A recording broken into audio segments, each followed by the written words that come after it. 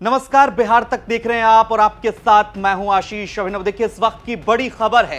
एक तरफ Congress party, RJD और दूसरी तरफ भारतीय जनता पार्टी और एनडीए के तमाम सहयोगी दलों ने अभी तक प्रत्याशियों का ऐलान नहीं किया है लोकसभा चुनाव को लेकर, और ना ही सीट शेयरिंग पर बात हुई है। इन सब के बीच बहुजन समाज पार्टी यानी कि मायावती की पार्टी ने बिहार में 40 लोकसभा सीटों पर अकेले दम पर चुनाव लड़ने का ऐलान कर दिया है। जी हां, पटना पहुंचे बसपा के सांसद और उन्होंने यह ऐलान कर दिया। ये सांसद कौन है, मिलिए जरा। बसपा सांसद रामजी गौतम पटना पहुंचते हैं और बिहार तक संवाददाता ने जब उनसे सवाल पूछा तो उन्होंने कहा कि बसपा बिहार की 40 लोकसभा सीटों पर अकेले चुनाव लड़ने जा रही है। क्या कुछ कहा है, पहले बयान सुनिए।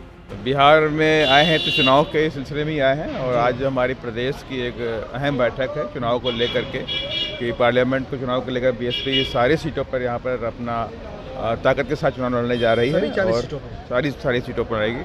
और उसमें आज कुछ टिकटों को लेकर फाइनलाइजेशन भी होना है और चर्चा भी होनी है, तो उसके लिए मेन हम गठबंधन से बात नहीं हो पाई। नहीं, कोई गठबंधन किसी के साथ गठबंधन नहीं है।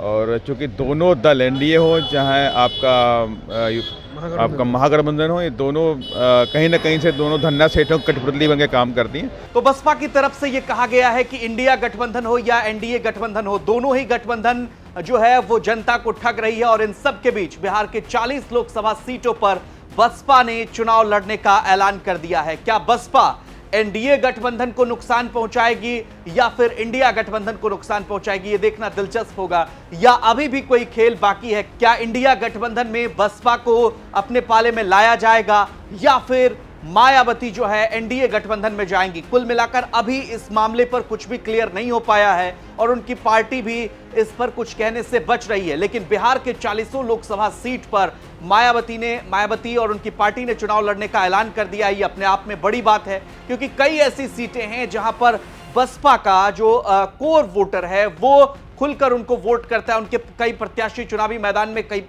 पिछले दफा भी रह चुके हैं और विधानसभा चुनाव में भी उनके प्रत्याशी उतरते हैं। तो अब देखना दिलचस्प होगा कि बसपा आखिर नुकसान किसको पहुंचाती है। पटना से शुभम निराला की खबर आप देख रहे थे। खबर आपको कैसी लगी कमेंट करके हमें जरूर बताइए, और बिहार की तमाम खबरों के लिए आप देखते रहिए बिहार तक।